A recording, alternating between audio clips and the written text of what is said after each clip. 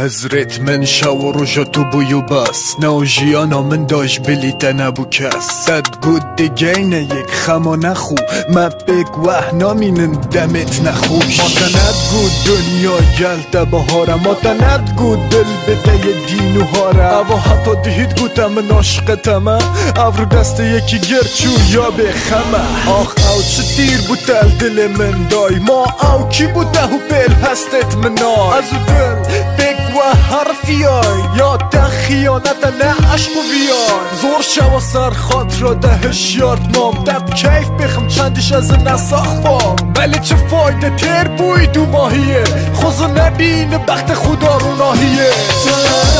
تسهیلان مالی آبان رندگ بردان دلوان چاوان تو بوی بی تبی روز بی من خونه دید بوده زوان شمیجه یه دل پرش بوما پیوا تن خودت زانید ناوان هیوا چاوا من بوران بته از شیام چاوا از جیام کته از ندویام من خمد خار و روندگ بودت رشت دیاب کیف بوده یاری بون همی دشت مش دل داده بلیده دو دل ورگرد بون سرت نه باش از نزان و دوزانا بله من بوده چجا که ندانا نزابو چی بوده هنده آسانه تو چی و نبینی که دلک جانه ما او کیه کچاوات شد وکی من بی شو روژا حضرت دادا بدن انوی وکی من ایشی نیو چو نبیجید باشه بخوب تنه هدی رونگاه رشید تسهیلان مالی آبان رندگ برداران دلوان چاوان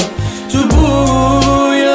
بی تبی روز بی من خونه دید بوده زوان ادی تا و روژا مد گود دهت بشتت ادی من تو نوی هست تو گوت من درو در کون روژا صد جارا دیر دل دب کون قمی تازه بزانی از چه اشام قمی تازه بزانی چیه دل اشام قمی تازش دل بیرا من بگی زور باش خلطیت خوب بگی ادی از او تو نبینه بو یک دو راستی من نکه بمینه گل خمت خو او دم بورین کو ام گلک بود همی خیال بود همی خوان بود او تو بوی تدویه شک و بین او تو بوی گل یکی دی بد کنی او تو بوی یا چجا راستی ندگود تازه دول کیوه صحت خوش دواد زانی چوناته دی من ویران کت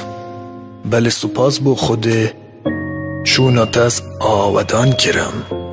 آریان آردو هشار صالح